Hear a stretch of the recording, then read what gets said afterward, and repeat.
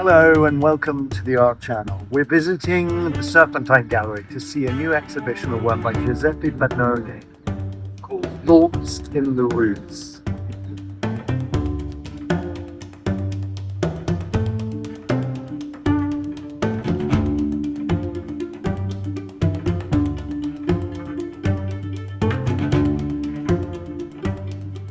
This piece, With Eyes Closed, is very much about materiality. It's very much about what something is made from.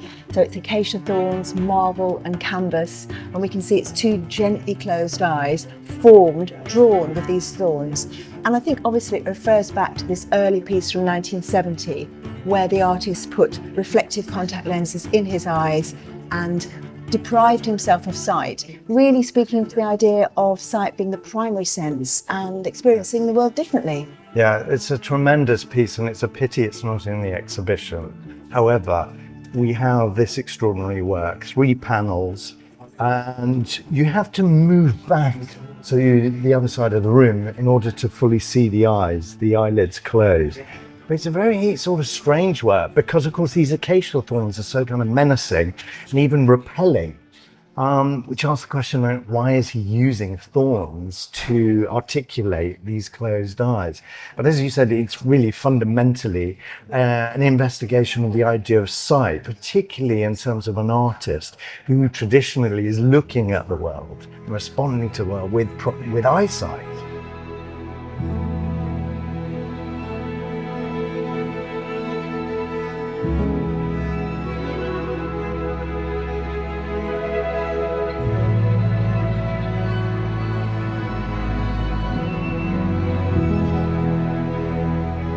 The centrepiece of the exhibition is this work called Book Trees of 2017, and it's part of a whole larger series of trees that Giuseppe Penone has made, and the process employed is a way of chiseling back the plank of wood to its original growth, the original sapling. And so it's a really beautiful meditation on reversing time, as well as imagining the projection of time out from its early origins. It's very beautiful, isn't it? And as you say, it's part of a long series he's been working with trees since the 1970s. And this ideal of a tree being, I think he describes it as a perfect piece of sculpture. And of course, recording its whole life, all its traumas, all its growth years, and taking it from an industrial piece of wood, piece of timber, back again to this amazing, almost growing object. They're magnificent, actually, and they're really kind of quite sobering. They're very simple in a way, but it grounds you. And he says, of course, that, you know, human beings are not actors or spectators. We are nature. We are part of this continuum of this whole cycle. It really sums up this lyrical approach to the natural world that's embodied and expressed in his work. And you can see the chisel marks there as this large block of wood has been pared back. Fundamentally, it speaks of that relationship between man and nature, industry and natural products, the role of commerce, because of course these would have been harvested to be used in building and other sort of functions. But he really draws our eye to these kind of primary facts of the natural world. And actually, as I'm looking up at it, I can see the sap that's been dripping down the outside and kind of drying on the surface. And, you know, Arte Povera, he's very much about respecting and celebrating materials, about truth to materials, not hiding what something is made from or the way it's made. And it's so evident here in this deceptively simple piece of work. It's like a spiritual reverence almost. You know, there's a respect, there's a humility, as well as curiosity about this material and how he can handle it and express it. I think he really researches materials. I mean, it's not just kind of turning up with a chisel and a tree. He's actually looking at how far he can push things, how things behave, how they last, how they decay, how they interact with each other. So there's a really, apart from that kind of man in nature aspect, there's a sort of scientific approach to looking at materials. That you can see is all the wall are covered with cages that with laurel leaves. Laurel leaves smell, so you have the feeling of an air that you introduce in your body that is different from the other air. So this is for me necessary to make evident that the action of respiration, the basic idea, and if in this case it was the possibility to connect the reality of the Hyde Park with the space of the gallery inside.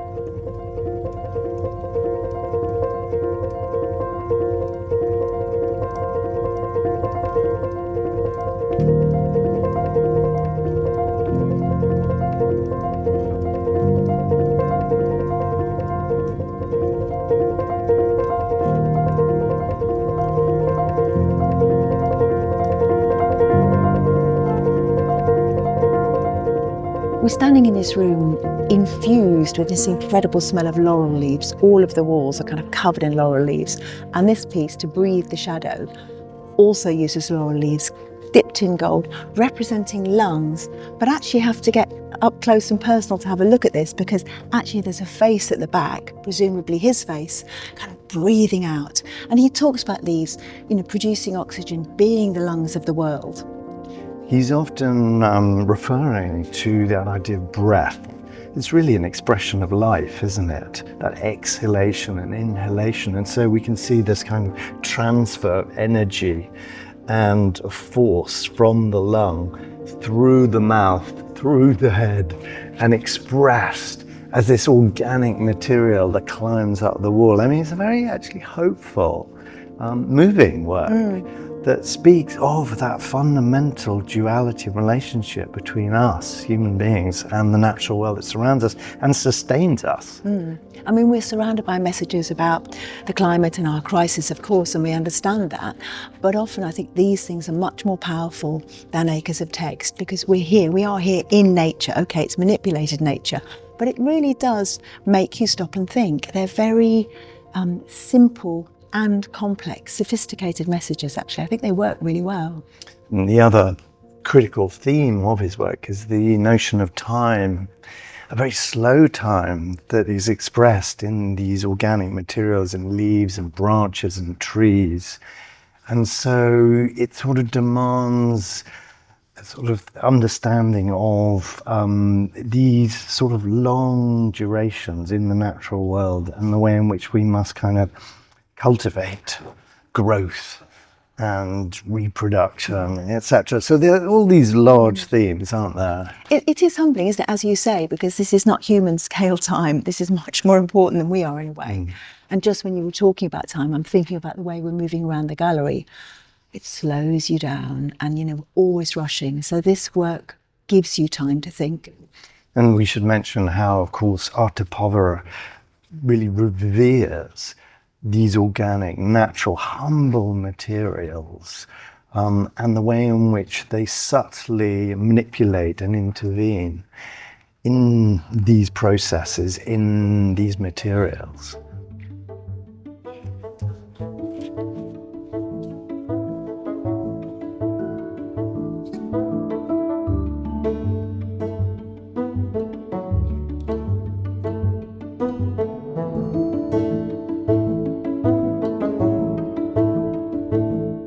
So Thunderstruck Tree from 2012 is really quite familiar if you know Penone's work, and it's absolutely gorgeous. It's amazing, and you can see it in relation to the Albert Memorial behind it. So two gleaming gold spires. It kind of reminds me of kintsugi, that Japanese way of mending things very obviously. The inside is gold, it's cast. It's just really quite stunning, quite moving. Yeah, it's so bold in this landscape, in the park, just beside the gallery. This bolt, you can imagine it just splitting the tree with that sheer force of nature, the power of it. And you're left to this sort of rather humbled tree that its sort of strength has been opened up But it speaks of relationships, I think, in the natural world, because he's intervened to select the tree which originated in Belgium, and then he's cast it so that we can see all of the bark, and then the interior is exposed and expressed with this gold paint. So it's both completely natural in its expression of the original material, but at the same time he's deliberately sourced it, expressed and described its interior materiality. It's a sort of a trick, isn't it? It's almost a trompe l'oeil. You think it's a tree. It isn't a tree. It's about the natural world, and it isn't natural. It's actually complete artifice. But he sort of rescued this damaged soul. He's kind of kept it for us to see. And I think, obviously, as you say, it speaks about our relationship to nature, the fact that we are nature, that we should value nature. He's interested in aging, so obviously this is a tree that may or may not have survived very long after this kind of thunder struck it.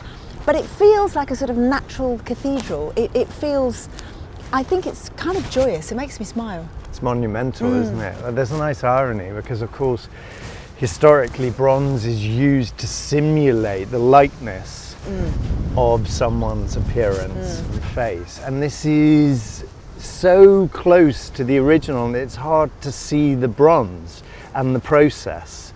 It's very subtle. And in that action, he's brought the artistic process very close to the material it purports to represent.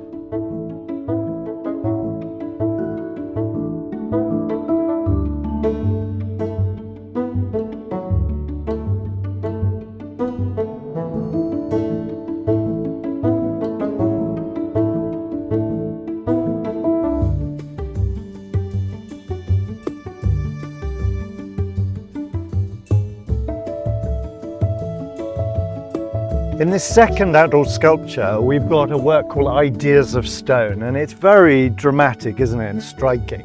We have these boulders that appear to have been lifted off the ground in the branches of these trees. Again, he's using a bronze casting process.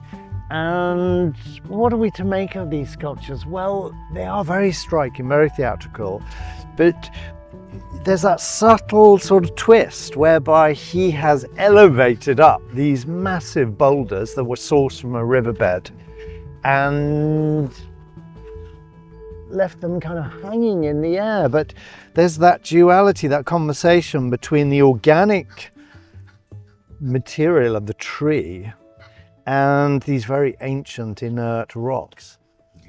They're extraordinary, aren't they? And I find them apocalyptic, actually. They feel very different to the thunderstruck tree. They make me think that they've been in a great flood and the rocks have been, lodged in the branches. They're quite dark and kind of bare. And of course, they've appeared in the park like kind of interlopers. It's quite strange. And I think they are a debt to surrealism because they're odd. They're uncanny, normal things in the wrong place. And that's exactly what they are.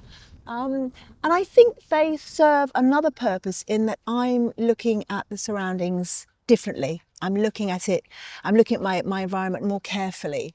And he talks about the relationship between inside the gallery and outside of the gallery, between the exterior of a piece of work and the interior of a piece of work. So I think he's good at making us notice not just the art, but everything else. There's a sort of paradox here because much of his work is very lyrical and gentle and subtle, but these are quite kind of overbearing, and there's something peculiar, as you said, uncanny about them, because we know logically that those stones can't really be lifted into the air. But of course, he's suggesting that they have been. And when you see the stones on the ground, you're aware of their solidity, of this kind of mass. It would make it almost impossible. So they are very striking. They catch your attention, don't they? They do, and you're right. It's that weird combination of utterly natural objects and materials and deeply manipulated human processes. I mean, lost wax casting, it's incredibly complex and time consuming and expensive, and you have to be incredibly skilled to do it. So there's a real kind of mixture. We're not really looking at natural objects, but we are made to think about the natural world.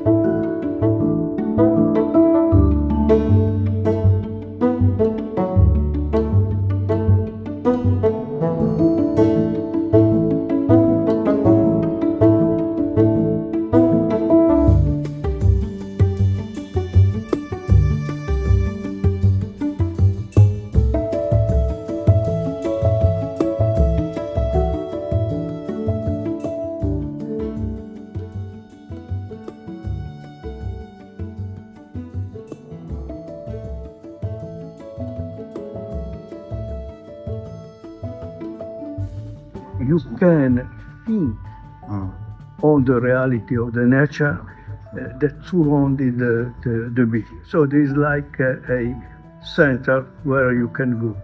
And what is extraordinary of the park is the fact that people can walk and can come inside of the gallery in very free way. They have not to pay, so it's like a continuity of Low. it's the same in a different way is the piece that are outside. Right. Outside there is also piece that they just is like an indication of the reality of the trees that are in the park, or the nature of the park. So you have the lighting tree that is like tell indication. I don't know if it's the right word, but Yes. it's like an indication of the energy of the sky and the energy of the roots. And the tree connect these two energy. And the other work is a kind of thinking about the idea of the force of gravity. It is a contraposition with the force of the light. The force of gravity is dark, and the energy of the light is light. So these two forces they are in contrast. Could you talk about this wonderful piece here? That's for your tree series. This piece wood, a beam, and I found inside of the beam the form of the tree, because the knot are the section of a branches. So I follow a ring of the tree and I reveal the tree that was inside of the beam.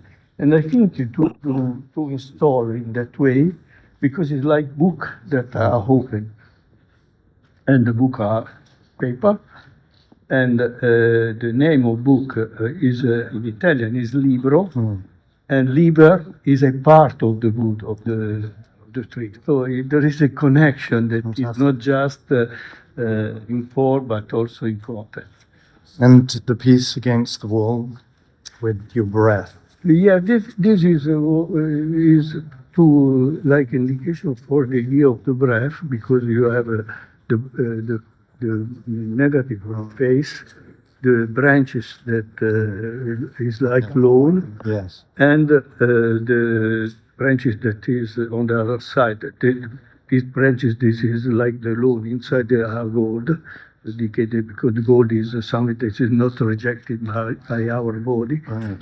And the branches that are outside is connected with the leaves that are on the wall. So it is like idea of the respiration. Could you talk a little about Arte Povera, your early career, and how it relates to the work you make today? When I have done the first work, and I was associated with Arte Povera, I was very young. Because I have done 20. I had 21 years, and I have done work on the growing of the tree. Yes. And I was accepted from the other artists that work. So I became part of this group.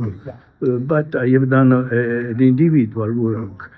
And I believe that they accept my work. It was against the it was not in the tradition of the work of the sculpture or the expression of art. So it was using a different medium to realize the work. This was the reason of the interest in what I have done. But when I have done this work, it was an association of my body with the growing of the tree. And this it was like a cooperation between two beings, the man and the tree. And in the touch, when you touch something, you have the feeling of what you touch, but the piece or wood or marble or the person that you touch feel you. So there's a kind of equity in the touch. There is not a dominant. So this idea of collaboration between is something that continues in my work. And I try to follow the material, to find the form of the material or indicate what is the form of the material. This is my constant element that is from my start in 68 and is still present in my work. So there's a kind of flow, a consistency from your early career through Yes. to today and the work you're showing in the exhibition. And also understood what is the work that I have done. So from this understood, I can do a new work. Can I ask, do you think your work is political in any sense, in terms of current issues relating to the environment? I believe the work is work for art is political because it considers the reality, and he reveals the change of the reality to the society. And this sense is very important, very useful, and is also political because it considers the reality and it helps to understand the way to survive for the people. Yes. And finally, the exhibition, I mean, how did you choose the work that you wanted to show here? What was sort of your guiding principle for this show at the Serpentine in London? But it was the choice of the work was the context, because of the park, because of the gallery that is inside of the park, and the idea to connect the space inside with the space outside, to give the possibility to people to think about what they can see outside, Yes. and vice versa. This was the basic idea. Yes. And after the choose of the work was this is the work, first work that I think I have to do kind of chapel where people can come and can stay and can think. And after I choose other work that was I have done in the time to associate to this to make a kind of walk through my work, but also to my way to think to the nature. Are you religious yourself? Does I religion am religious in the terms that I am interested and I believe in the material that I work. Yes, very good. Thank you so much. I'll make good note of your work.